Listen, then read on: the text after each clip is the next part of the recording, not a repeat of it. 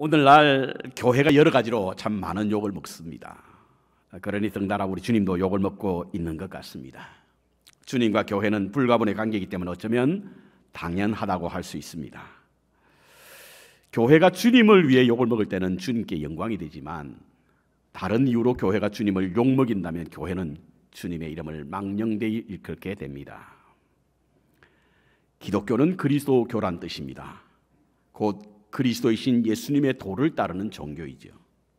그러기에 우리 안에는 분명 예수님의 가르침, 예수님의 정신, 그리고 예수님의 삶이 있어야 할 줄로 압니다. 그것을 잃게 되면 모양만 있는 껍데기 그리스도인이 될 수밖에 없습니다. 흔히들 오늘날 기독교의 위기는 바로 교회가 기독론을 제대로 이해하지 못했기 때문이다라고 말하고, 동시에 교인들은 예수님보다 다른 것에 관심이 많기 때문이다라고 말합니다. 복잡하게 생각할 것 없다, 무조건 믿으면 돼. 한국 부흥 역사를 이끌었던 유명한 말입니다. 틀린 말은 아닙니다. 우리의 신앙은 그래야 합니다. 하지만 왜 무조건 믿어야 하는지에 대한 우리에게 답이 있어야 합니다. 이 시대는 왜라고 하는 질문에 답이 없으면 설득력이 사라지고 일방적인 자기 주장에 불과하기 때문에 그렇습니다. 그러기에 우리는 왜 예수님인가 묻고 또 질문해야 합니다. 상기하고 숙고하고 적용함으로 예수님에 대한 거룩한 사고가 우리를 지배하도록 해야 합니다. 예수님을 잃어버리면요, 그리스도인이라고 할지라도 사실은 다른 것을 섬기는 사람이 됩니다. 다른 것에서 행복과 기쁨을 찾지 않습니까? 다른 것을 인생의 목적으로 삼게 됩니다. 그래서 우리는 예수님을 찾아야 합니다. 그리고 왜 예수님인가를 말해야 합니다. 얼마 전에 돌아가셨죠. 제임스 패크라고 하는 분.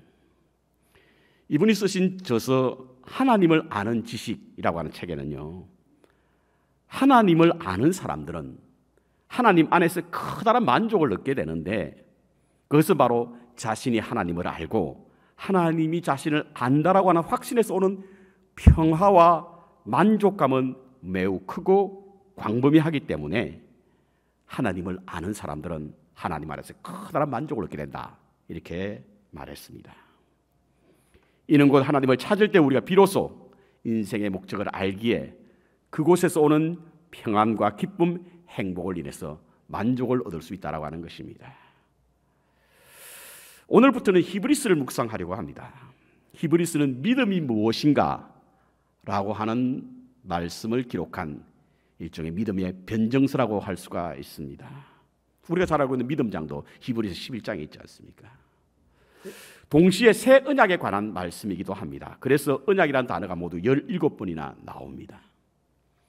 새 언약은 처음 언약을 새롭게 하는 언약이요, 이전의 언약을 능가하는 영원한 언약이며 언약의 주체가 되시는 분은 예수님이다. 이것이 바로 히브리서에 기록된 말씀입니다. 제가 너무 오랫동안 이 언약에 관한 말씀을 나눴더니 좀 식상해 하시는 분들도 계신 것 같고요, 또 지루해 하시는 분들도 있는 것 같습니다. 하지만 기독교 신앙에서 핵심되는 너무나 중요한 그런 가치고 가르침입니다. 하나님은 우리에게 약속하셨고 모든 것을 그 약속에 따라서 시행하시는 분이세요. 우리의 구원도, 생명도, 축복도, 형통도, 심지어는 하나님의 나라도 하나님은 약속의 체계 아래서 의해서 이루어지고 있기 때문에 그렇습니다. 그러므로 우리의 믿음이란 우리가 하나님과 맺은 언약이 이루어질 것을 믿는 것이 우리의 믿음입니다. 믿음이 좋아진다는 표현을 하잖아요. 참 믿음이 좋다, 믿음이 좋았을 때가 있었다 라고 말씀하시는 분들이 있는데, 믿음이 좋다라고 하는 것은 감정이 격해져서 기분이 좋아지는 것이 아닙니다. 여러분, 믿어지는 것이, 하나님의 약속이 믿어질 때가 있잖아요. 그때가 믿음이 가장 좋을 때입니다. 이전에는 느끼지 못했는데 하나님의 말씀의 약속이 믿어진단 말이에요. 그때는 정말 두렵지 않은 믿음의 삶을 살게 되니 그때가 가장 믿음이 좋을 때입니다. 이스라엘 백성들은 하나님의 약속을 떠나는 죄를 범했기 때문에 하나님은 그들을 보호하지 않았습니다. 그러자 그들은 모든 것을 다 잃었지 않습니까? 나라도 잃었고 성전도 잃었고 그들의 주권도 잃었습니다. 그래서 그들은 절망에 빠진 거예요. 우리를 애굽에서 인도해내셨던 하나님을 우리를 떠나셨는가? 이제 더 이상 우리를 지켜주실 하나님은 안 계신 것인가? 이것이 그들이 가졌던 절망 속에 마치 그 가슴에 품어놓던 탄식이 나오는 그런 말이었습니다. 우리를 애굽에서 인도내셨던 하나님은 떠나셨는가? 이제 더 이상 우리를 지켜주실 신은 없는가? 절망 속에 그들이 품는 그런 숨소리였습니다. 단테 신곡에 보면요, 지옥에는 희망이 없답니다. 그래서 희망이 없는 곳이 곧 지옥이에요. 오늘날 지옥과 같은 삶을 사는 사람들은요, 희망이 없는 사람들을 말합니다. 이스라엘 사람들은 멸망당했을 때 그들은 희망이 없었기에 지옥과 같은 삶을 살았던 것입니다. 이와 같은 때에 오늘 첫 번째 읽었던 예레미야서는 이스라엘에게 희망을 선포하는 말씀이 있는데요, 33장 14절에 여호와의 말씀이니라. 내가 이스라엘 집과 유다 집에 대하여 일러준 선한 말을 성취할 날이 이르리라. 선한 말을 성취할 때가 있다는 이야기죠. 이 성취할 때가 어떤 날이냐? 그때는 바로 하나님과 새로운 언약이 맺을 날을 의미하는 것입니다. 곧 새 언약을 맺는 날은 이스라엘이 회복되는 날이요, 이스라엘이 다시금 새롭게 되는 희망의 날이다, 이겁니다. 그리고 그 희망은 어떤 희망이냐? 15절에 보니까 그날 그때에 내가 다윗에게서 한 공의로운 가지가 나게 하리니 그가 이 땅에 정의와 공의를 실행할 것이라. 여기서 말하고 있는 한 공의로운 가지가 누구냐면 바로 예수 그리스도세요. 예수 그리스도가 공의로운 가지로 우리에게 나타내주고 있습니다. 언약이 파괴되어서 절망 속에 빠졌던 이스라엘 백성들에게 새 언약을 세우는 희망으로 예수님이 오실 것을 예레미야는 선포했던 것입니다. 이와 같이 선포된 예언의 말씀이 성취되었음을 오늘 히브리서 본문에서는 말씀하고 있는데요, 저는 여기에서 왜 우리가 예수님이어야 하는가에 대한 답을 찾고자 합니다. 왜 우리가 예수님이어야 하죠? 다른 것은 안 되나요? 첫 번째로 오늘 본문 히브리서 1장 1절과 2절에는 하나님은 예수님을 통해서 말씀하시기 때문에 그렇습니다. 하나님은 예수님을 통해서 말씀하세요. 하나님은 말씀하시는 하나님이시랍니다. 말씀하시는 하나님이세요. 좀 더 구체적으로 말씀드리면 말씀을 통해서 당신을 드러내시는, 나타내시는 하나님이시라는 거예요. 여러분, 고대 신들은요, 인간들에게 자신을 드러내는 법이 없습니다. 왜냐하면 그들은 창조물들을 자신들의 어떤 놀이개로 여겼기 때문에 그래요. 심심할 때 천재지변을 일으켜가지고 막 인간들이 당황해하는 모습, 자연재해를 만들어서 사람들이 놀라해하는 모습들, 이것을 보면서 자신의 심심하고 지루함을 달래고 즐거워했다라고 말합니다. 어떤 이성적인 기준과 원칙도 없이 비인격적인 태도로 자기 기분에 내키는 대로 행동했고 마음 가는 대로 행동했던 사람이 바로 행동했던 신이 바로 고대 신입니다. 그러니 자신을 드러낼 이유가 없지 않습니까? 그래서 고대 신들은 자신을 드러내는 법이 없습니다. 그런데 우리가 믿는 여호와 하나님은 그렇지 않았습니다. 하나님은 드러내시는 하나님이셨습니다. 여러 가지 방법을 통해서 드러내셨지 않습니까? 자연을 통해서, 역사를 통해서, 우리의 양심을 통해서 말씀하시고 드러내셨습니다. 뿐만 아니라 선지자나 예언자를 통해서 하나님의 뜻과 마음을 드러내신 거예요. 하나님이 무엇을 좋아하시고 어떤 것을 싫어하시는지 드러내셨지 않습니까? 그럼 왜 다른 신들은 스스로를 드러내지 않는데 유독 하나님만 왜 드러내시는 것일까? 나타내시는 것일까? 말씀하시는 것일까? 이는 우리와의 관계를 위한 것입니다. 우리가 소통을 위한 것입니다. 우리를 형통케 하기 위해서 말입니다. 우리가 흔히 누구를 만나서 그 사람과 좋은 관계를 유지하기 위해서는 자신에 대해서 먼저 이야기하잖아요. 저는 어디에 사는 누구누구입니다. 아무개입니다. 제 전화번호는 이거고요. 이렇게 자신을 드러낼 때는 왜 하죠? 관계를 갖자는 겁니다. 서로 소통하자는 거예요. 그런데 별로 관계하고 싶지 않는 분들은 대개는 자신을 드러내지 않습니다. 그냥 지나는 인사 정도로, 혹시 전화번호 물어볼까 두려워서 빠른 걸음으로 그 자리를 떠나고 싶어하는. 왜 하나님이 당신을 드러내셨을까? 우리와 관계를 하자는 거예요. 소통을 하자는 겁니다. 우리의 삶을 형통케 하기 위해서 소통하자는 것이죠. 그래서 하나님은 드러내신 거예요. 말씀하시는 것입니다. 하지만 이스라엘 백성들은 하나님의 말씀을 따르지도 않았고 듣지도 않았고 믿지도 않았습니다. 자신의 속에는 옳은 대로 행했고 하나님의 말씀대로 따르지 않았습니다. 이때 하나님이 꺼낸 마지막 히든 카드가 누구냐? 바로 그의 아들 예수님이셨습니다. 당신의 뜻을 분명히 드러내기 위해서 아들인 예수 그리스도를 통해서 말씀하게 하신 거예요.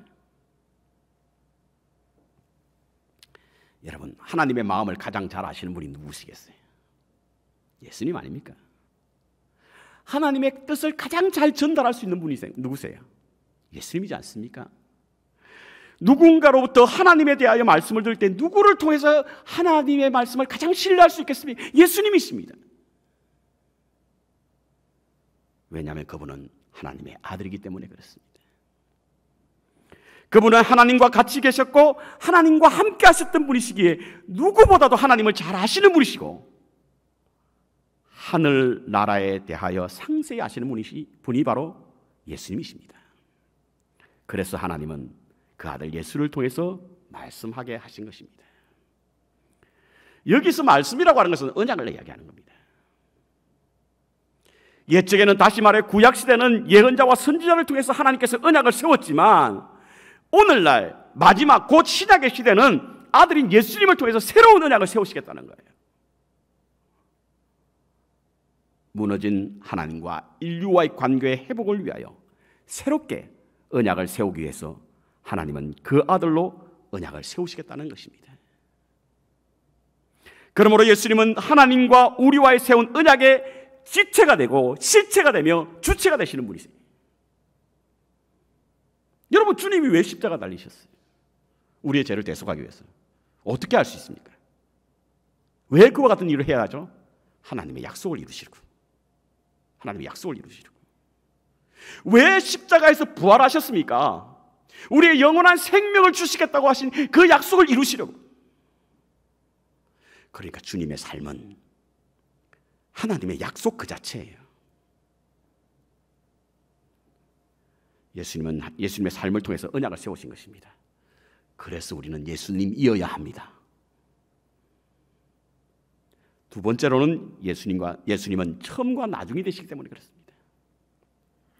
2절에 보니까 저로 말미암아 모든 세계가 지어졌다.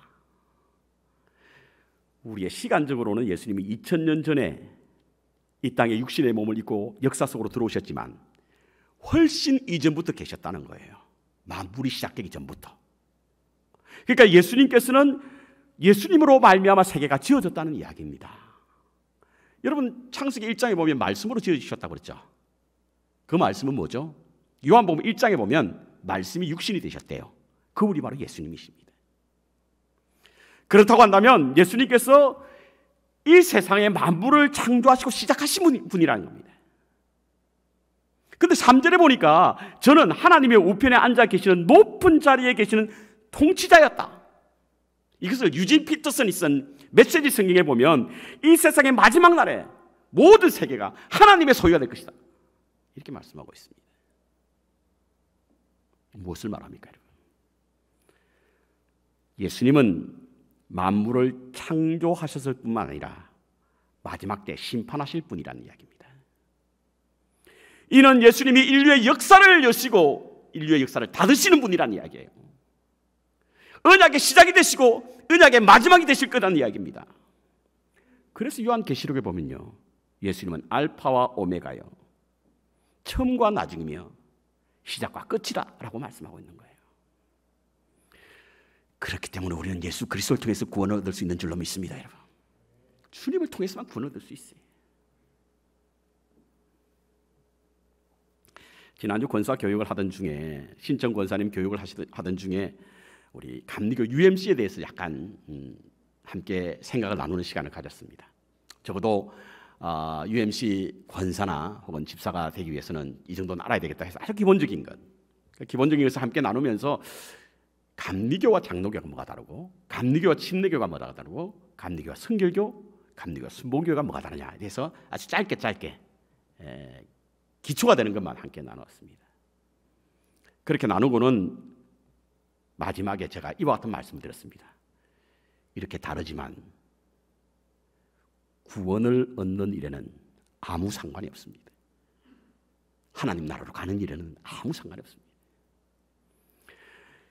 성경을 보는 관점이 다르지만 구원을 얻는 길은 오로지 주님밖에 없습니다. 예수님을 믿으면 구원 얻습니다. 장로교에 있다고 구원받지 못하고 성결교에 있다고 구원받지 못하고 그거 아닙니다.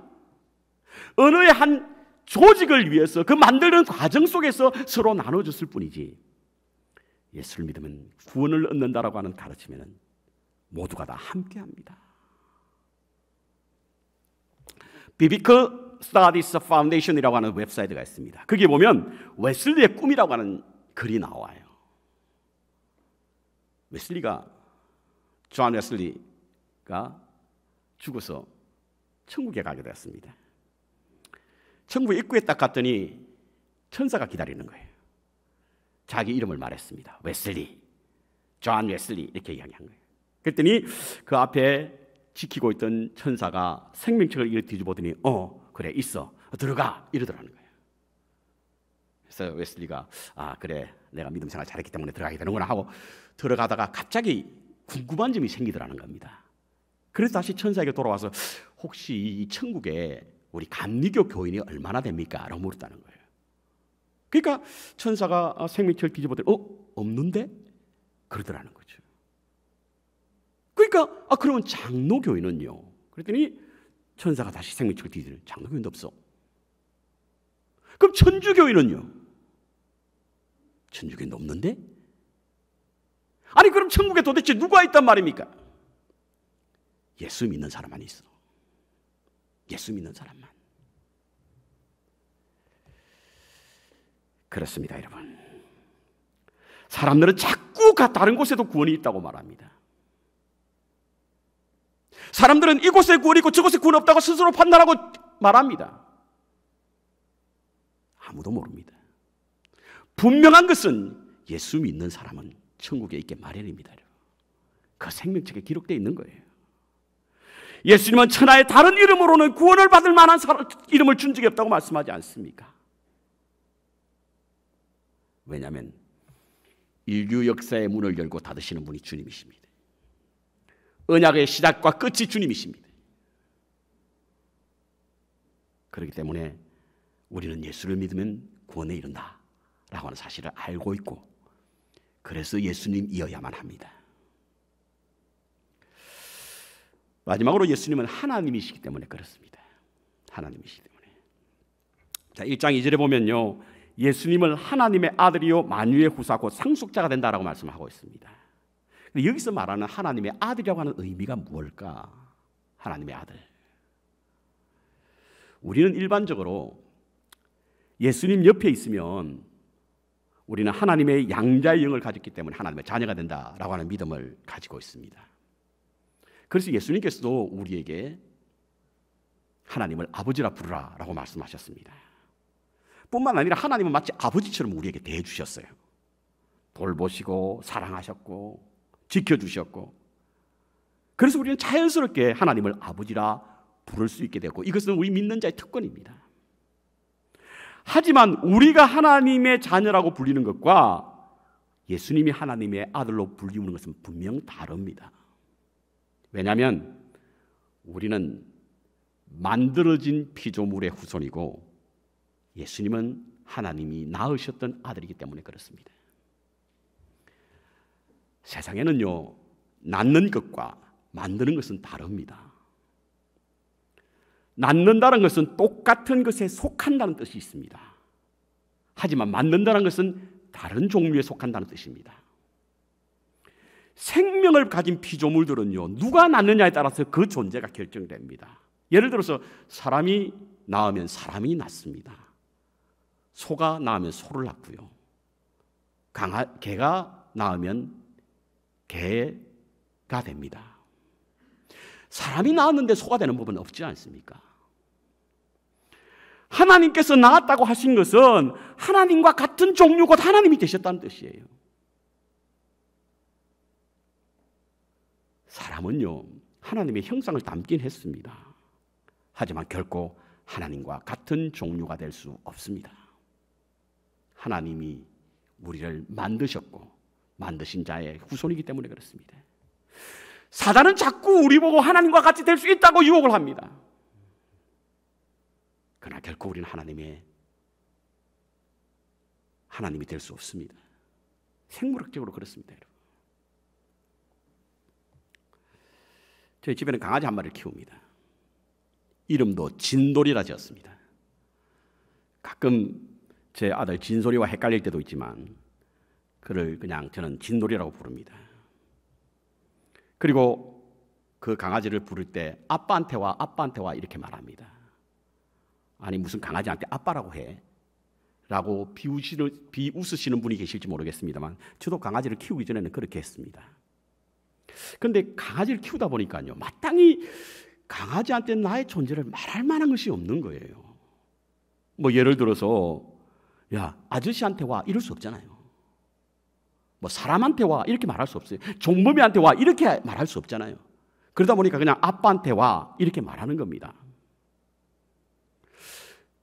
그러다 보니까 강아지도요, 지가 사람인 것처럼 착각하는 모습을 볼 때가 있습니다.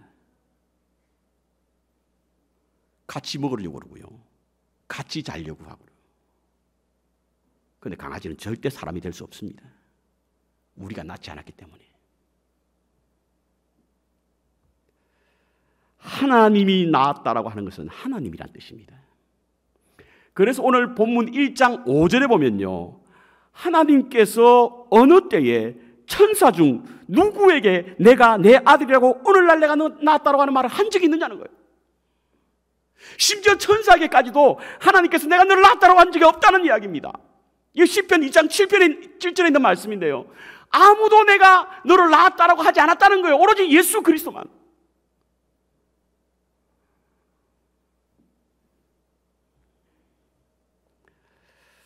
오직 예수님만 낳은 아들이라고 말했습니다. 그래서 예수님은 하나님이십니다. 예수님은요, 사람에게 가장 저평가되시는 하나님이십니다. 육신의 모양으로 오셨다는 이유 때문에 사람들은 예수님의 하나님 되심을 부인합니다. 그러나 예수님은 하나님이십니다, 여러분. 예언자나 선지자가 아닙니다. 하나님이십니다. 그래서 오늘 본문 3절에 보면요, 예수님은 하나님의 영광의 광채라고 합니다. 하나님의 영광의 반사체가 아니라 발광체, 곧 하나님 자체라고 하는 이야기예요. 빌립보서에 의하면 예수님은 하나님의 본체라고 말씀하고 있습니다. 이는 우리 모두 예수님이 단지 하나님을 소개하는 부분적이고 단편적인 것이 아니라 하나님 그 자체라고 하는 사실이에요.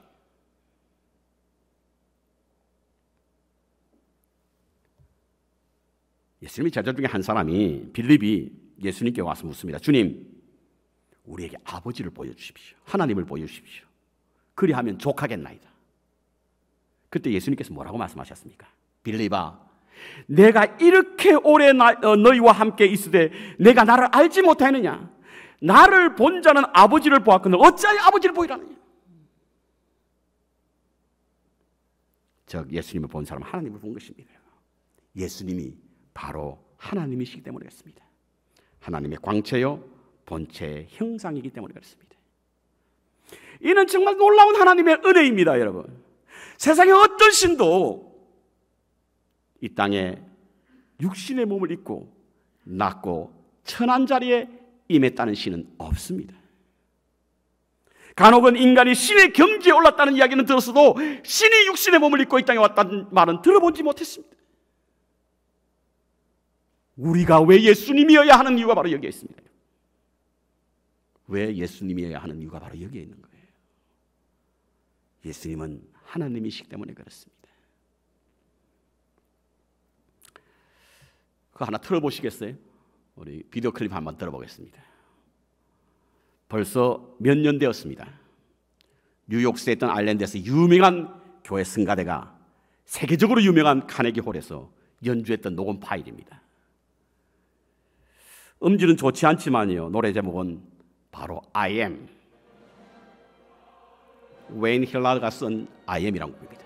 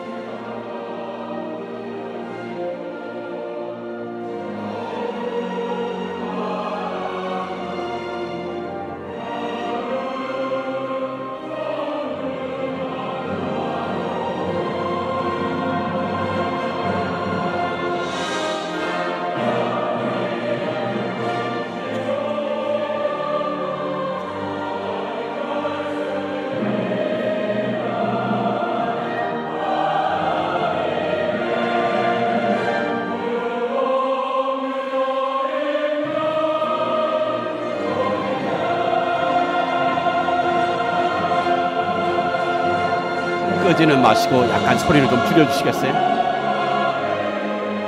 소리를 약간 좀 줄여주시기 바랍니다. I am, who I am의 약자입니다. 나는 스스로 있는 자, 에고 에이미, 나는 이다 라고 하는 노래입니다. 가사는 이렇습니다. 나는 스스로 있는 자라. 나는 다윗의 자손 빛나는 새벽별, 유다 지파의 사자의 왕의 문이라. 나는 알파와 오메가, 시작과 끝이요 처음과 나중 되는 전능자라. 나는 영원히 진실한 하나님 말씀이라. 하나님의 흠없는 어린 양이라. 나는 부활이요 생명이라. 나는 영존한 자라. 아멘. 저희 만백성교회 성가대가 한 4, 5년 되셨죠 벌써. 카네기 홀에서 미랄 합창단의 그 오케스트라와 함께 연주했던 실황입니다. 제 방에는요, 제 사무실에는 사무실 들어가는 입구 오른쪽에 액자 하나가 걸려 있습니다. 예수님의 이 형상이 있고요, 흉상이 있고 거기에 I am이라고 하는 단어가 있으면서 그 옆에 나는 길이요 진리요 생명이니, 나는 생명의 떡이니 선한 목자니 양의 문이니. 여기 말하는 나는 바로 하나님을 의미하는 것입니다. 예수님은 하나님이십니다. 왜 우리가 예수님이어야 하는 답이 여기에 있는 겁니다. 하나님이시기에 하늘의 뜻을 전할 수 있었고, 하나님이시기에 인류의 문을 열고 닫을 수 있는 분이십니다. 이탈리아 출신의 스위스 개혁신학자 프란시스 떨레틴이라고 하는 분이 계신데요, 이분이 은혜 언약을 그리스도 안에서 범법함을 당한 하나님과 범법한 사람 사이에 도입된 값없는 계약이다, 이렇게 설명하고 있습니다. 죄를 지어 범법한 우리들이 하나님과 계약을 세우므로 하나님께서 범법함을 당했다라고 은혜의 언약을 정의하고 있는 것입니다. 그런데 그 계약 중에 이런 계약이 있습니다. 주 예수를 믿어라. 그리하면 너와 내 집에 구원을 얻으리라. 이 약속을 붙잡고 주님과 동행하는 복된 삶을 사시기를 주님의 이름으로 축원합니다.